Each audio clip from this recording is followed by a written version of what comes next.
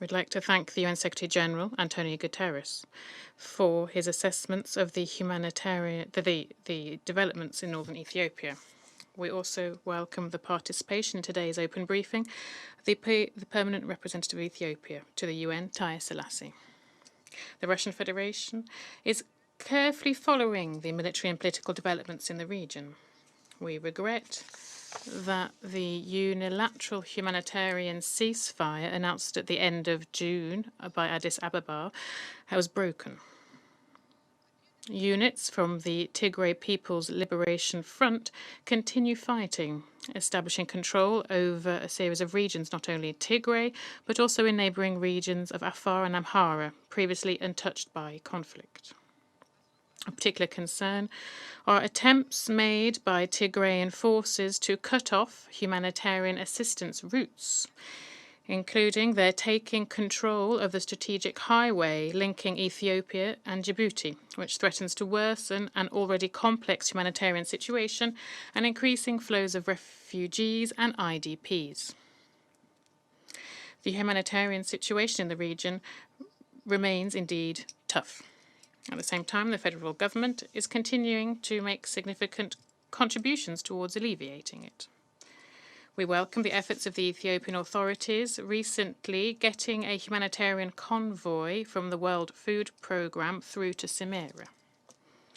We welcome also the creation in the region of an emergency coordination centre.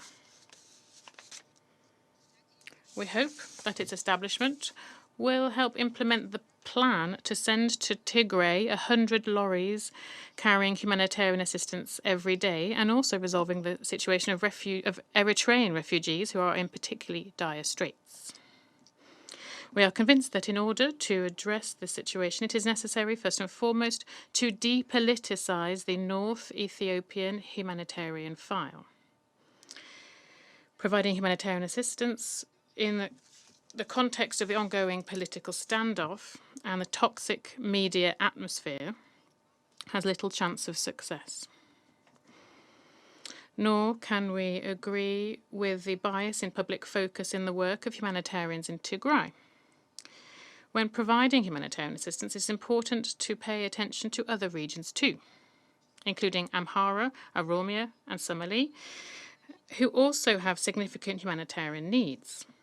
These are linked to droughts, floods, plagues of locusts, and problems with planting crops.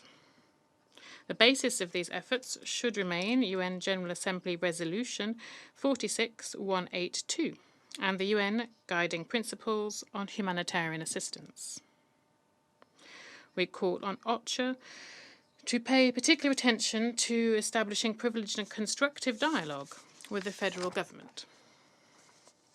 We fully support, Mr. Secretary-General, the work that you've been doing to launch a political dialogue as soon as possible.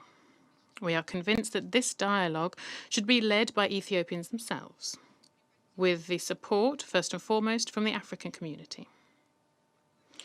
Any potential external assistance should be done while fully respecting the sovereignty, territorial integrity, and political independence of the country.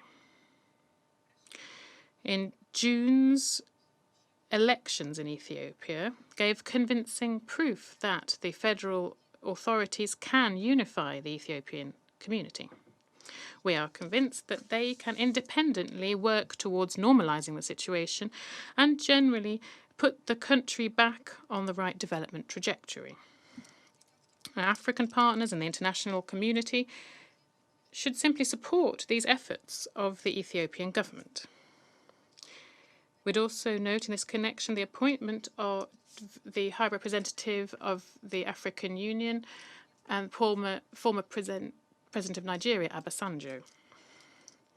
It's important to understand also that attempts to undermine the situation and also exert pressure on the democratically elected government of Ethiopia, including through adopting unilateral sanctions, will only further stoke the conflict.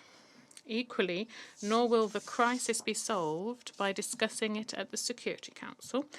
It would be more effective if each member of the Security Council made its own contribution to resolving the situation.